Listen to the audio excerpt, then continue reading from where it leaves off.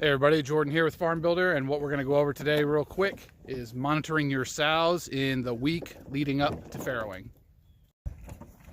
So when you have a group of sows that are getting close to your farrowing window, because hopefully you wrote down the date that you put the boar in, like a good manager, and you know when your farrowing window opens. So we use boars to breed all of our sows, so we know when the farrowing window opens and when it closes, but we kind of don't know when each sow is going to farrow in that particular window because they're doing natural breeding as opposed to AI. When we're feeding in the morning, or whenever you feed, is a great time to look at the sows and kind of get an idea of who's going to be closer to farrowing, as you lead up to that window. So here we are 6 days away from farrowing. I like to do it at feeding, is to just look over the sows, checking over just how their general health is. Are they acting vigorous and healthy? They're obviously going to be a little bit lazy when they're getting into that late gestation, but you want them to be bright-eyed and bushy-tailed, as they say. And so I'm just going to look over these sows. Got the worm feeder connected to just an old piece of scrap steel that was here, just anchors it out here in the pasture. And so what we're looking for is who's building up a heavy milk line. So if you look at one like this sow right here, let's see if we can get a profile view.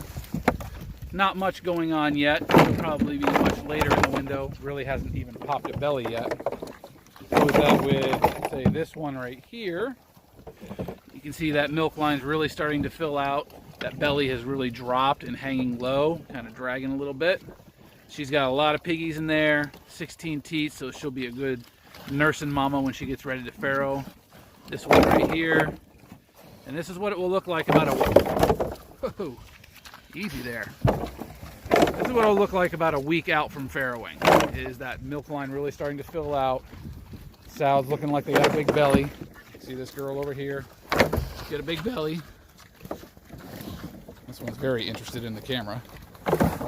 And so we're just checking him over. You can, if you have a livestock marker, what some people will do is just put a mark on one. That, hey, this one is looking closer than the others. So that's something farrowing nanny did a couple days ago. Same on this one right here. Yeah, and she's definitely got a big belly going on her. So everybody looks good.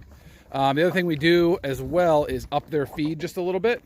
When they're hitting that last week or two of gestation, that's really when they need a lot of nutrients for the piglets to put on size and put on some fat on their little bodies, and also give the sows enough nutrients where they can start producing that colostrum and be ready for those piglets when they're born.